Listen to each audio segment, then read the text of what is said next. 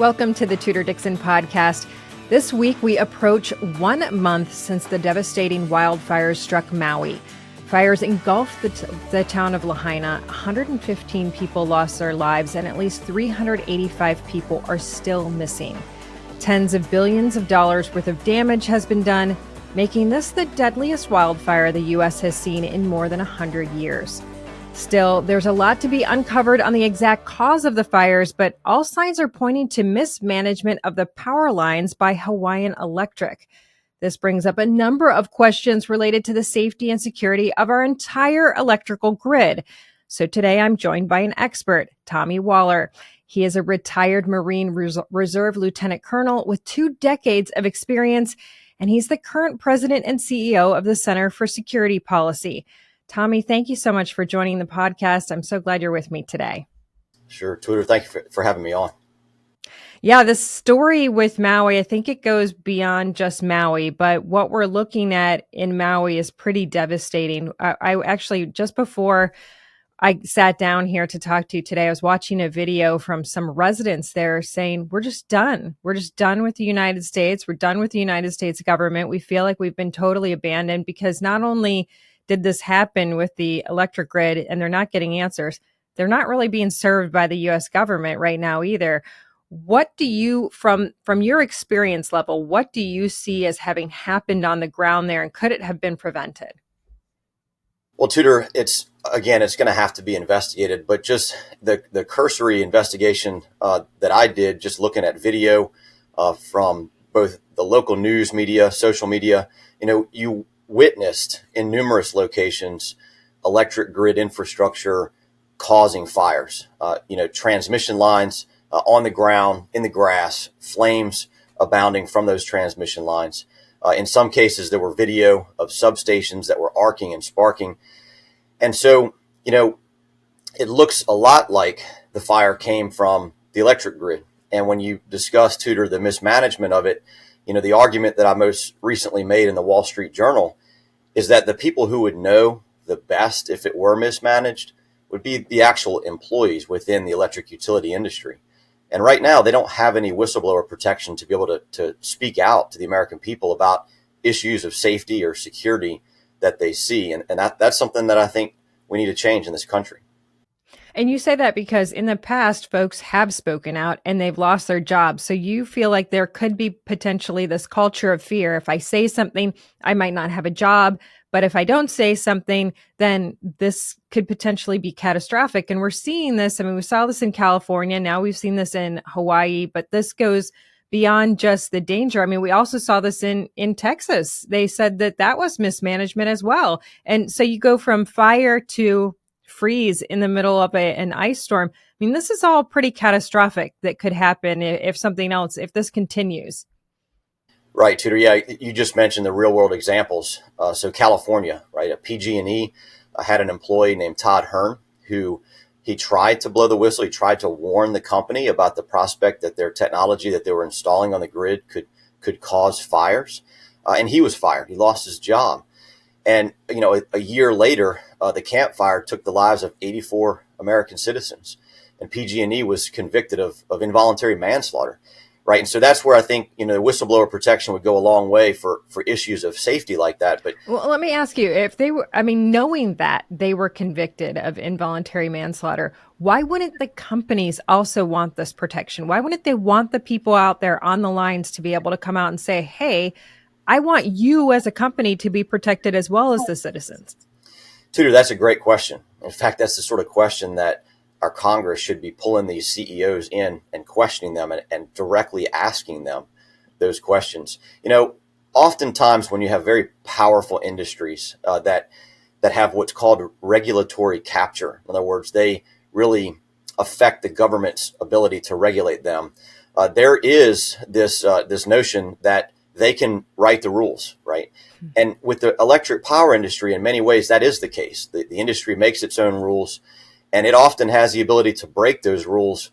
And the American public doesn't even get to know which companies break them. And I could explain all that, but the whistleblowers inside the industry would be a huge help to be able to, change that culture that culture that, they really think that they can get away with writing their own rules and breaking them at will.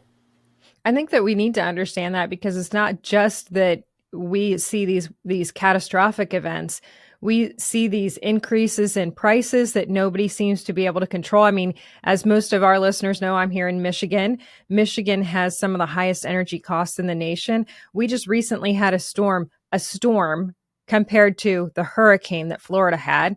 After the storm, we had power out for some homes for 5 full days. Now, in the middle of summer, we don't get as hot as someplace like, Arizona, but it was a hot week. We have no power. We've also had this same experience in the middle of winter. So how do you start holding these companies accountable? Because it seems like in Michigan, it's just the wild, wild west. You can't do anything when the power goes out. You have no control over these companies when they decide to raise your rates. Right. So Tudor, the number one thing is transparency. Right. So sunshine is the best disinfectant. And so that, in fact, that's a lot of what we do at the Center for Security Policy. We have a Secure the Grid coalition nationwide that works on trying to get the industry to secure its infrastructure and to expose when there are bad actors. Right. I mean, it might be kind of mind blowing for you to know this, but right now, the industry writes its own standards. And if they violate the critical infrastructure protection standards that they write, the public doesn't get to know the names of the violators. And so, our coalition filed Freedom of Information Act requests, 255 of them for 1,500 company names. And the federal government denied those FOIA requests. In fact, we're in the middle of a lawsuit right now with the federal government over this issue of transparency. That's the number one thing we can do to change that culture, is just to be able to shine some sunlight in it. When we talk about transparency, I think there's something bigger at play here, because there are some of us who say, what if the entire grid goes down? What if a bad actor comes in from another country and takes the entire grid down? This is something that a lot of people may not realize the Trump administration was working hard to fight against, because they had said, okay, we're not going to bring in transformers from adversarial countries. They had found out that we were getting a lot of these transformers from the Chinese. The Chinese also had some things placed on these transformers that, who knows? Could they have shut off our power? Could they control our power? These are all incredibly scary thoughts when you think about, well, if the Chinese want to take over the United States, what's the best way to do that? Cripple us with no power, and then suddenly you can just cross into our borders and take us over. How did the Biden administration change those safety standards?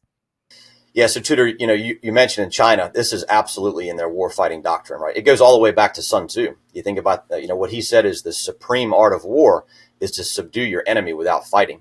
And that's exactly what it would be if they took down the grid. Fast forward to 1999 with the book Unrestricted Warfare, written by 2 People's Liberation Army colonels. If your viewers and listeners just download Unrestricted Warfare PDF offline, they will see on page 144 a whole scenario that lays out when 2 developed countries go to war, how one attacks the civilian networks, including electricity, to grind to a halt the other. And unfortunately, the Biden administration in many ways opened the floodgates back up to investments in China. You mentioned before, Tudor, that the Trump administration had passed an executive order May 1st, 2020. President Trump declared a grid security emergency after they found a hardware backdoor on a massive Chinese transformer. At that time, there were about 300 in our grid. And on the first day of the Biden administration, they suspended that executive order. And now we have about 428 Chinese transformers in our grid. But Tudor, it's what could possibly have been the reason for them to change that order? Because we are talking about national security. And when we talk about national security like this, it gets me really fired up, because I think, why don't we know this? I mean, you talk about transparency on the grid, but why do we not hear? Honestly, I have to say, on the opponent's side, on the Republican side, why aren't they coming out and saying this is a massive danger to national security? But this is the first time I'm hearing this. Tudor, it's a bipartisan failure. Both sides of the aisle have failed. And there have been good things on both sides of the aisle. President Obama passed an executive order that would attempt to secure our grid against solar weather, so like the natural form of electromagnetic pulse. President Trump passed an executive order to secure the grid against nuclear electromagnetic pulse. Those are good things. But by and large, and it's really the fault of both the administrative state in government, but it's also the fault of the industry and how they create their own rules to be able to just avoid any sort of regulation. And so it's truly bipartisan in how we failed, and it's going to have to be bipartisan in how we turn this around and succeed in securing this infrastructure we can't live without. I see a new ad has come out from the Biden administration in the last couple of days. It's going to be playing in, I think, 5 or 6 different states. And one of the things that it says in the ad is that Joe Biden has increased our energy independence. I've got to laugh when I see that, because I think, who's going to hold them accountable to the fact that that is the exact opposite of what he's done? It's not just that we have a crisis with the grid, but we don't have the supply. We are currently talking about shutting off our own supply of energy. I mean, Governor Whitmer here in the state of Michigan had a "what's next" press conference last week, which is like something new. We've never heard of it. Nobody could ask questions, so we don't even know what it was because she just walked off afterward. But part of what's next is 100% clean energy in the state of Michigan. How is that secure? We don't even know what clean energy is. We don't even know how many sources could you possibly get in the state of Michigan to be able to power the entire state? How much of a national security issue is that? So, Tudor, what you're articulating right now is a whole new threat vector for the grid. So traditionally, the national security community that were focused on protecting this infrastructure, we saw 4 main threats. You had physical sabotage, cyber attack, you had natural, whether it was terrestrial weather, like you mentioned, hurricanes, or solar weather, like the natural form of EMP, and nuclear EMP. Those were the 4 threat vectors. We now have 6. The 5th is the supply chain, which we just talked about in one example with the Chinese transformers. And the 6th one is government policies, unreasonable government policies. Just like you mentioned, this country may suffer brownouts and blackouts because of its own policies before. Oh, we've seen it in California. That's right. Exactly. And so it's unreasonable to think that you can attach all these new, EV charging stations, electric vehicles to a grid that can't even produce enough power, while at the same time you're shutting down baseload power generators like fossil fuel, coal, nuclear. Tudor, the thing is, we actually do have the ability in this country to produce clean energy, and we've already mined the components we need to do it. And this is a policy priority we've been promoting for years, which is to take the spent nuclear fuel from our nuclear reactors and recycle it. We could power the United States of America for 250 years with clean, carbon-free energy from just the spent nuclear fuel from the light water reactors we have in this country. But you say a word there that scares people to death, and they just can't get past that word nuclear. Well, there's a reason for that, Tudor. That's an information operation that our adversaries have levied against the United States for years. I mean, you look at other countries. China is investing heavily in nuclear. And so, that the nuclear industry, it really truly has the best safety record of any industry in the United States. So there's a ton of amazing potential with nuclear power if we were to be wise enough to embrace it. And so that's, again, it's a policy priority. Jennifer Granholm, the Secretary of Energy, talked about these Earthshot initiatives, right? These clean, carbon-free energy initiatives. Twice, Tudor, I personally briefed Secretary Granholm and her advisory board on the need to look at spent nuclear fuel as an Earthshot idea. I haven't really seen much indication that they're taking it seriously. No, we keep hearing more solar farms. They're just going to take over farmland, put out solar panels. They're going to start there's been the argument for years as to whether or not they want to put the wind turbines out into the lake, into the Great Lakes here. And I know they have them in the ocean. I know there's been some discussion as to whether or not that has affected the whales, the wildlife in the oceans. A lot of people have been fighting against putting them in the Great Lakes. They certainly don't want to have a bunch of those windmills out there in our Great Lakes to look out there and see that. But also, what is the impact of the clean energy? And that's the answer we don't ever get. Again, transparency. We don't ever hear. Now we're suddenly being told, well, when the rain hits the solar panels, there is something that comes off, goes into the ground. It does affect the groundwater. what is the truth about whether or not this is clean? Let me talk about EVs for a second, because right now we're in the midst of potentially having a massive strike for the auto industry. We're looking at the UAW saying they're demanding this, they're demanding that. But they're also saying, if you listen to what this UAW boss is saying, he's out there saying this EV vehicle production has severely impacted our lives, our careers, because when you're assembling a vehicle with no engine, with no gas powered engine, there's a lot fewer jobs there. There's a lot fewer suppliers there as well. So we're talking about severely impacting Michigan alone, but the entire country, because our automotive industry is just hanging by a thread. I mean, I think it was $4 billion that Ford lost last year on the EV vehicles. People aren't buying them. As you said, we can't possibly put enough chargers on our grid to actually have everybody have an EV vehicle. And it's costing us critical manufacturing jobs and putting us behind other countries when it comes to being able to be even mobile. I mean, what does that mean? How do we get to the point where the government mandates what we're going to purchase and the consumer is still going, yeah, I'm not interested? Well, Tudor, that's exactly the problem, is that the government's mandating something that's unreasonable, right? And I realize, Tudor, that on one hand, I'm saying that the government should better regulate the electric utility industry, right? And on the other hand, I'm saying that the government shouldn't be mandating certain things. But what you're talking about is the market, right? Let the people decide what works for them. Look, if they want to go on a long trip and they want to go sit at an EV charging station for a couple of hours, every couple of hours, by all means.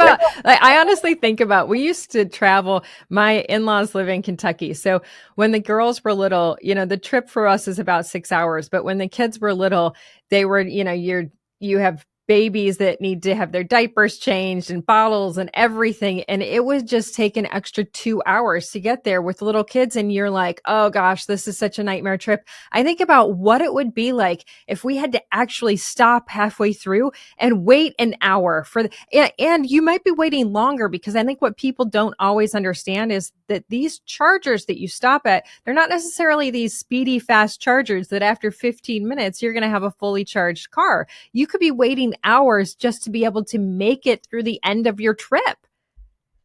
Yeah, Tudor, exactly. We need to think about what is reasonable. And again, let the consumer decide. If the consumer wants that to be part of their life and part of their lifestyle, that's fine. Look, I don't have anything against wind and solar. In fact, at the household level with battery backup storage, that's a great asset to have, right? If the regular grid goes down and you can generate power. But that's also hard because the energy companies prevent you from having a solar panel on your house. So this is all like a big racket. You can't actually do that. In many places you can't. You're absolutely right, Tudor. That's that regulatory capture that we talked about. But when it comes to the EV situation, what's really worrisome to me is not that there's people interested in producing or using electric vehicles, but it's the government promoting certain things for an ideological reason that won't work, right? So you think about like the statements that have been made that, by a certain year, all U.S. military vehicles are going to be electric vehicles. I mean, the people making these rules have not thought for a second about what it would be like to have to depend on an electric vehicle in combat. I mean, it's absolutely irrational. And unfortunately, you have big, gigantic industries and bureaucrats in government that just say, sure thing. Yes, sir. Yes, ma'am. We'll do it. And there are going to be people who suffer immensely because of that. They can't get kids from their neighborhood to school on these electric buses. And you're going to put somebody out in a war zone and say, okay, let's hope that this electric vehicle is going to get you out of the war zone. It is outrageous. But, we've seen the government do this. We've seen mandates before that have severely affected the way the country is run and the national security of the country. And I'm just going to come out here and say it. The COVID vaccine mandate severely affected our military. We have lost a lot of military members. We lost a lot of folks who were lifelong military folks that have all of that experience gone. This is something we really don't talk about. I think everybody is sort of afraid to go there. But the vaccine mandate, a lot of people retired. A lot of people left. A lot of that knowledge gone. What kind of condition is our military in right now?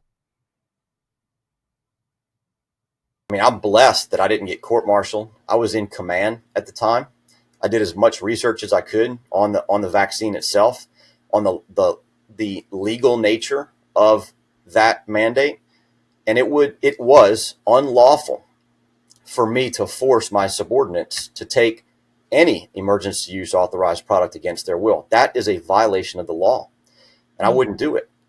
Right. And so, yeah, I mean, case in point, 20 years in the Marine Corps. And I retired after I spent a year trying to be able to continue serving.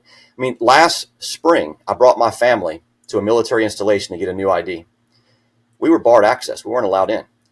My son was about to get his identification card. And when I found out that they wouldn't let us on this base, where I had worked for 3 years, at the time had a top secret security clearance, I said, son, step away. Don't put your fingerprint on there. Because if they're not going to allow me and my wife, who served as a spouse for 20 years, to enter an installation just to go see the memorial for our fallen service members, then the next generation of Wallers is not going to be serving in uniform. That is the destruction that's been wrought upon the military by the people in charge. And Tudor, I'll just say, I have it right here, since we're on the topic. If you want to know the story of that vaccine mandate and what it did, there's a book written by a courageous active duty officer, Rob Green, Defending the Constitution Behind Enemy Lines. And that's exactly the case with the vaccine mandate. I know we didn't start the conversation talking about that, but we could probably do a whole nother segment on just that topic. It has been devastating to the military. That's what I think people don't understand, is that this mandate was removed, but people who were let go. I mean, there were people that were actually let go from their active duty positions, told you're not welcome here anymore, essentially. They were not brought back. They were not apologized to. They did not get their benefits back. They lost everything. Is that right? Many of them did. That's right. There are people who were forced to retire, were forced out, 6 months before retirement. The military was brutal about how they enforced it. In fact, the United States Marine Corps was exceptionally brutal. Tudor, if someone were to refuse medical treatment and you had to separate them from the military, the Uniform Code of Military Justice, the UCMJ, gives you a couple of codes that you can use. You can use refusing medical treatment or refusing inoculation. The Marine Corps decided to use a misconduct code called commission of a serious offense, which is the same as would be used for rape, theft, or any other terrible offense. And that was designed specifically to enable them to strip the honorable characterization of service, to strip the educational benefits that service member would get after their service. The brutality of the enforcement of that mandate was incredible. And it was designed specifically to do what it did. Tudor, it was a litmus test. You think about, it's black and white that it's a violation of the law to force someone against their will in the military to take an emergency use authorized drug or vaccine. It was a litmus test for the officer corps. And depending on how you look at it, we catastrophically failed. Or if you were the ones that wanted to shape the force to do what you want them to do in violation of the law, then you succeeded beyond your wildest dreams. I saw an article just the other day, and I see these things, and then you see them for a split second, and they never return. There's nobody that kind of expands on these stories, but the story was that either since COVID or the vaccine, one of the two, there has been an uptick of heart issues in the military that is 300% of myocarditis, heart attack, that kind of issue. I think a lot of people have said they don't feel comfortable with the information on this vaccine. We know that the side effects have not been released. We haven't been able to study what the pharmaceutical companies have, all the data that they have on these vaccines. Do you think that a change of administration would change the mandate on this vaccine, would change the view from the military on this vaccine? Would people be welcome back? And if they were fully reinstated, would they take that? So, Tudor, we started this conversation about the electric utility industry and regulatory capture. That's exactly what we have with the pharmaceutical industry, is regulatory capture. So a couple things would need to happen with a new administration. One would be to address that issue of regulatory capture, where the pharmaceutical industry writes the rules for the rest of America's health, right? And then there'd have to be a serious investigation of the sorts of crimes that and cover-ups that have taken place. And that would be the same for the military. The people at the very top that instituted these policies ought to be thoroughly investigated and prosecuted where possible for the crimes that they committed against the subordinate service members. I think that it's going to be difficult for a lot of the people who were removed from the military to want to come back, because Tudor, just because Congress, forced the military to stop the mandate, they never fired any of the people who were brutally enforcing it and breaking the law. And so the moral injury, and look, Tudor, it's also, there's a moral injury on top of the physical injuries that we're seeing. I talk to service members who now tell me, they're like, Tommy, I'm having difficulty recruiting. We can't seem to fill the ranks. The people above me are telling me to go and try to recruit the people we just kicked out for the vaccine mandate. I took the mandate, against my will, and they're acting like it's no big deal. Like, you forced me to do this. My whole family is depending on me, to take this thing I don't want to take for me to keep my job. And now you act like it never happened, right? I hear that over and over and over again. And so the moral injury is probably even worse than the physical catastrophe that's happened because of this mandate. So I know these sound like two totally separate subjects, but let me just ask you, we talk about the national security, the grid. You talked about how the one of the first steps of warfare is something like this, where they would come in and they would try to kneecap us in some way to be able to take over. And that could be an EMP, that could be taking down the grid. If they have this ability to have these transformers that they have some sort of control over, for all we know, they are controlling them directly from China. They shut us down. They come right across our border. They come in and they take us over.